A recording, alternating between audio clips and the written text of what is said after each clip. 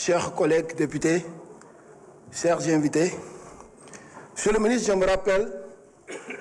qu'en 2018, lors de la présentation de votre ouvrage Vision, livre solution, un journaliste vous avait interpellé en ces termes. Que se passerait-il si vous n'arriviez pas à réaliser tout ce que vous avez annoncé? Vous aviez alors répondu que vous parleriez avec sincérité aux Sénégalais. Et je sais que vous êtes sincère. Et je sais aussi également que ñi nekk ci salle bi yëpp xam nañ ne vous êtes sincère dans ce que vous faites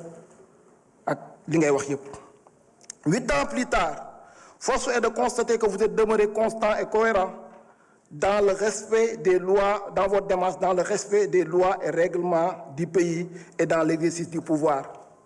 C'est l'occasion même de saluer ce respect accordé à cette institution parlementaire, cœur battant de la démocratie, en donnant la disposition de l'article 104 du règlement intérieur de l'Assemblée nationale tout son sens. Monsieur le Premier ministre, ma question, elle est simple. Votre gouvernement a engagé des efforts significatifs pour alléger le coût de la vie, notamment par la baisse des prix des denrées de première nécessité,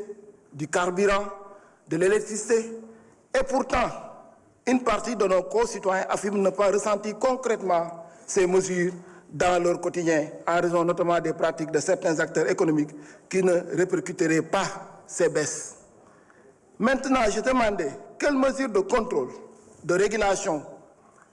et de sanctions envisagez-vous de renforcer afin de garantir l'application effective de ces décisions gouvernementales et permettre aux Sénégalais d'en percevoir pleinement les bénéfices. Ma baamtuwaat ko tuuti ci wolof. Monsieur le ministre, damay am loo xam ne dama koy fàttali 2018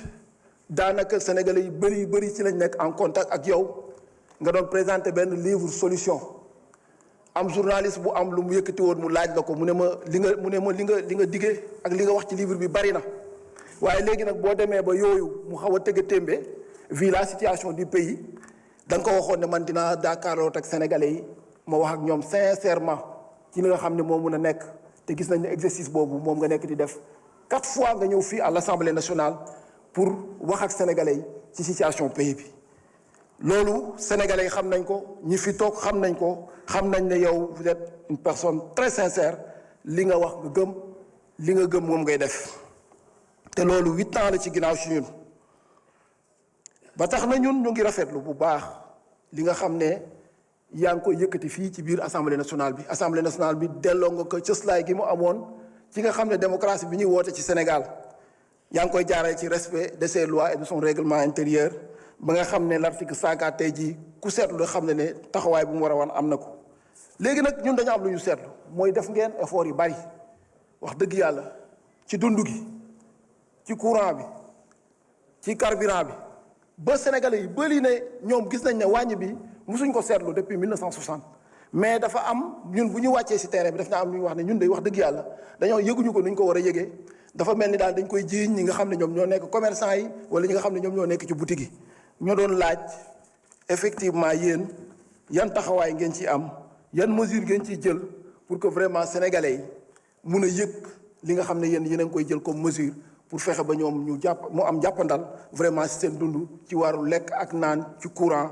ak yenn ak yeneen donc ci gàttal loolu laa amoon di ma lay wax di leen féliciter di leen encourager merci beaucoup. Merci honorable.